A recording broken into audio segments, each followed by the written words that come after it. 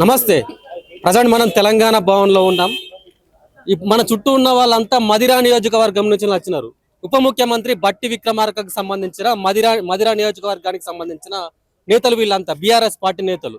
అక్కడ ఒక గ్రామంలో ఇలా బీఆర్ఎస్ పార్టీని గెలిపించుకోవడానికి బీఆర్ఎస్ నేతలంతా ఒక ఏకమై అక్కడ బీఆర్ఎస్ గ్రామ అధ్యక్షుని గెలిపించుకున్నారు. అంటే సర్పంచ్ గా గెలిపించుకున్నారు. ఎప్పుడైతే సర్పంచ్ గా గెలిపించుకున్నారో అప్పటి నుంచి వీళ్ళందరికీ కష్టాలు మొదలైనాయి. ఎట్లా అంటే మీరు అందరూ ఆయనకి ఎట్లా సపోర్ట్ చేస్తారు బీఆర్ఎస్ పార్టీకి అని చెప్పేసి వీళ్ళ మీద దాడులు చేయడం, వీళ్ళ మీద కేసులు పెట్టడం, నమోదు చేయడం జరిగింది. సో వీళ్ళందరూ ఇప్పుడు ఇలా కేటీఆర్ గారిని ఆశ్రయించడానికి వచ్చారు. సో మాట్లాడదాం అసలు ఏం జరిగింది, వీళ్ళను ఎవరు ఇబ్బందులకు గురి చేసుకున్నారని తెలుసుకునే ప్రయత్నం చేద్దాం. నమస్తే బాబు, ఎక్కడ అంటే మదిరా నియోజకవర్గంలో మీరు ఎక్కడి నుంచి వచ్చినారు? అది బోనకల్ మండలం ఆలపాడు గ్రామం, మదన్ నియోజకవర్గం. మన స్థానిక సంస్థల ఎన్నికల్లో ఏం జరిగింది అసలు? స్థానిక సంస్థల ఎలక్షన్లలో మేము బీఆర్ఎస్ అభ్యర్థిని నిలబెట్టుకొని సర్పంచ్గా గెలిపించుకోవడం జరిగింది. గెలిపించుకున్న దగ్గర నుంచి మా గెలుపుని జీర్ణించుకోలేక, వాళ్ళ ఓటమిని తట్టుకోలేక మా కార్యకర్తలపై దాడులు చేయడం, మా కార్యకర్తలని ఇబ్బందులు పెట్టడం, అక్కడ బట్టి గారి ప్రతిఫలం చూసుకొని కాంగ్రెస్ గోండాలు కొంతమంది మా కార్యకర్తలపై విచక్షణ రహితంగా మా ఊరిలో ఒక నలుగురిని దాడి చేసి తలకాయలు పగలగొట్టి మహిళలను చూడకుండా మహిళల్ని బట్టలు చింపేసి విచక్షణ రహితంగా రోడ్ల మీద పడేసి గుంజినా గానీ పోలీసు వారికి కంప్లైంట్ చేస్తే కనీసం పట్టించుకునే పరిస్థితి లేదు. వాళ్ళ మీద కేసులు కట్టే పరిస్థితి లేదు. వాళ్ళు మరుసటి రోజు మళ్ళీ అదే పద్ధతిలో మా కార్యకర్తలపై దాడి జరిగింది.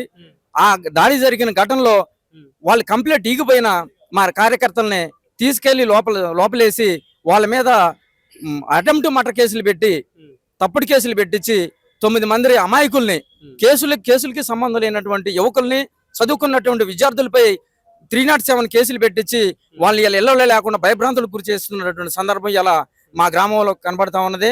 గెలిచిన సంతోషం కూడా మాకు లేకుండా చేస్తున్నారు వాళ్ళు. కాంగ్రెస్ కార్యకర్తలు మేము చెప్పిందే వేదం, మేము చెప్పింది ఈ గ్రామంలో ఏదైనా సరే మాకు బట్టి ఉన్నాడు, ఇక్కడ మాకు రేవంత్ రెడ్డి ఉన్నాడు, ఏదైనా సరే ఇక్కడ మీరు సర్పంచ్ గెలిచినా సరే మా ప్రమేయం లేకుండా మీరేం పని చేయలేరని చెప్పేసి వాళ్ళు మా మీద దౌర్జన్యంగా మాట్లాడుతున్నటువంటి సందర్భం అక్కడ కనబడతా ఉన్నది. అంటే ఇక్కడ పోలీసుల సపోర్ట్ కూడా వాళ్ళకే ఉందా? పోలీసులు కూడా వన్ సైడ్ అయిపోయారు. కనీసం మేము పోయి మొరబెట్టుకున్నాం, అయ్యా మాకు అన్యాయం జరిగింది, మాకు రక్షణ లేదు, రక్షణ కల్పించండి అని అడిగినా గానీ అసలు పోలీసు వ్యంగ్యంగా మాట్లాడటం, అక్కడ ఎస్ఐ వన్ సైడ్ గా ఉండటం, ఎస్ఐ మాపై మాకు అన్యాయం జరిగిందని చెప్తే ఏ మాత్రం కూడా పట్టించుకునే పరిస్థితి లేదు. మహిళలు అందరూ 30-40 మంది, ఒక 50 మంది మహిళలు స్టేషన్కి వెళ్ళి మాకు రక్షణ లేదు, మా ఓట్లే లేదని మమ్మల్ని ఇష్టం వచ్చినట్టు బూతులు తిడుతూ మాపై దాడులు చేస్తున్నారు, కొంచెం వాళ్ళని మీరు కంట్రోల్ చేయండి సార్ అని చెప్పేసి అంటే అసలు ఎస్ఐ వ్యంగ్యంగా మాట్లాడుతూ ఏ మాత్రం కూడా వాళ్ళ మీద చర్యలు తీసుకోకుండా, ఎటువంటి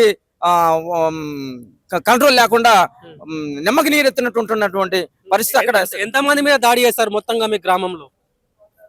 ఆ రోజు ఒక 5గురి మీద దాడి జరిగింది. తెల్లారి తలకాయల బగిలిని ఇవన్నీ జరిగినాయి. తలకాయల బగిలిని హాస్పిటల్కి వెళ్ళాం, కుట్లు పడ్డాయి. మా పిల్ల విచక్షణ రహితం కొట్టారు. గొడవ జరిగింది. ఒక ఆడపిల్ల భర్తను కొడుతుంటే అడ్డం పోతే ఆ అమ్మాయిని విచక్షణ రహితంగా బట్టలు చింపేసి చెస్ట్ మీద మొత్తం ఘాట్లున్నాయి.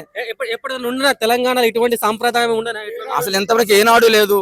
ఇలా ఏదో మహిళలకి ఇచ్చేస్తాం అని చెప్తున్నటువంటి బట్టి గారు సొంత నియోజకవర్గంలోనే మహిళలకి రక్షణ లేకుండా అయిపోయింది, మహిళల మాన ప్రాణాలు కాపాడే పరిస్థితి లేకుండా అయిపోయింది. ఇలా ఆయన నేను డిప్యూటీ సీఎం అని చెప్పుకుంటుండే గానీ ఇలా ఆయన సొంత నియోజకవర్గంలో ఇలా దళితులు రోడ్డును పడుతున్నారు, మహిళలు రోడ్డును పడుతున్నారు. అక్కడ మదన్ నియోజకవర్గంలో ప్రజలకి రక్షణ లేని పరిస్థితులు అక్కడ కాంగ్రెస్ కార్యకర్తలు గుండాలు దాడి చేస్తున్నారు. నా క్వశ్చన్ ఏంటంటే, ఎప్పుడైనా తెలంగాణలో ఇట్లా సర్పంచుల ఎన్నికల్లో ఇట్లా కొట్లాటల సంప్రదాయం ఉండేనా? ఇంత రాజకీయాలు ఎక్కడా జరగల. ఇంత రాజకీయాలు గానీ ఇంత దౌర్జన్యాలు ఎక్కడ ఏ పరిస్థితుల్లో ఎన్నో ఎలక్షన్లు చూసాం. ఎంతమంది సర్పంచుల ఎలక్షన్లు ఎన్నోసార్లు వచ్చినాయి పోయినాయి గానీ ఇంత దౌర్జన్యాలు, ఇంత దాడులు ఎక్కడ జరగలేదు. ఇది మరి జనం ప్రజాస్వామ్యం బతికిందా చచ్చిందా అనే పద్ధతిలో ఇలా ప్రజాస్వామ్యం సిగ్గుపడే విధంగా దాడులు జరుగుతూ ఉన్నాయి. ఉప ముఖ్యమంత్రి బట్టి విక్రమార్క గారి నియోజకవర్గమే ఇవన్నీ ఆయన ప్రోద్బలంతోనే జరుగుతున్నాయా, లేకుంటే ఆయనకు తెలియదా ఈ విషయం? అన్ని తెలుసు, ఆయన ప్రోద్బలంతోనే జరుగుతున్నాయి. అమాయకులపై 9 మంది కేసు పెట్టిన విషయం ఆయన ప్రత్యక్షంగా ఆయనకి తెలుసు. ఆ 9 మంది పిల్లలు చదువుకున్నటువంటి వాళ్ళు అమాయకులు కేసుల్లో వాళ్ళు కావాలని బట్టి గారే కావాలని ఎస్పీ గారితో మాట్లాడి పోలీసు వ్యవస్థతో మాట్లాడి కేసులు పెట్టించిండు. అంటే మరి మాది ప్రజా ప్రభుత్వం అని చెప్తున్నారు కదా మరి కాంగ్రెస్ పార్టీ వాళ్ళు. ఎక్కడ ప్రజాప్రభుత్వం అండి ఇది? కొంతమంది కార్యకర్తలు గోండాల చేతుల్లో ఉన్నది ఇది.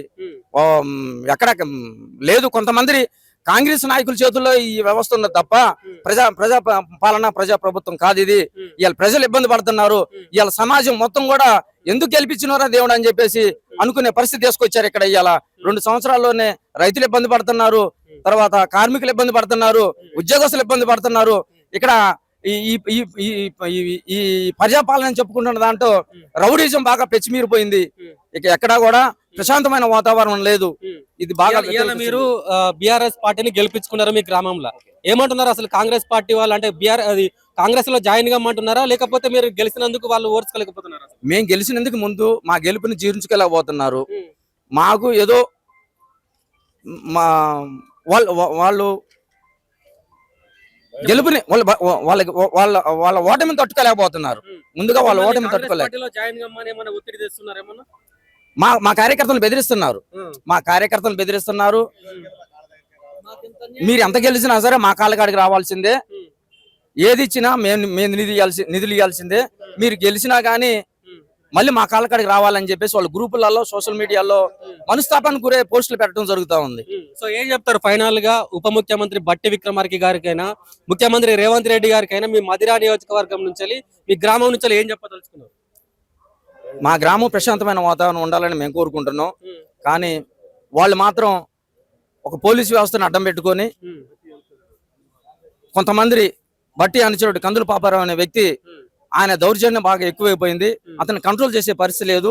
ఈ విధంగా కొనసాగితే ప్రజాస్వామ్యం చాలా ఇబ్బంది పడే పరిస్థితి వస్తుంది. కాబట్టి పోలీసు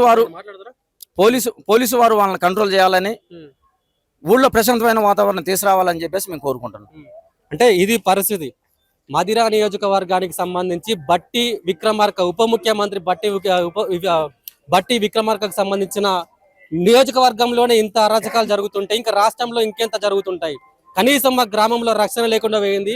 ఇవాళ మేము మా పార్టీ అధికారంలో లేకపోయినా మా పార్టీని నమ్మి మా కోట్లు వేసి ప్రజలు గెలిపిస్తే కాంగ్రెస్ పార్టీ వాళ్ళు మా మీద దాడులు చేస్తున్నారు, మమ్మల్ని ఇబ్బందులకు గురి చేస్తున్నారు, మమ్మల్ని కేసులు పెడుతున్నారు. మేము ఎటు పోవాలి? ఇది ప్రజాపాలన అని చెప్తున్నారా, ప్రజా వైఫల్య పాలన అని చెప్తున్నారా? ఇంత దారుణం అయితే ఎట్లా ఇక్కడ తెలంగాణలో బతికేదని చెప్పేసి వీళ్ళు పెద్ద ఎత్తున ఇక్కడ ఆందోళన చేస్తున్న పరిస్థితి.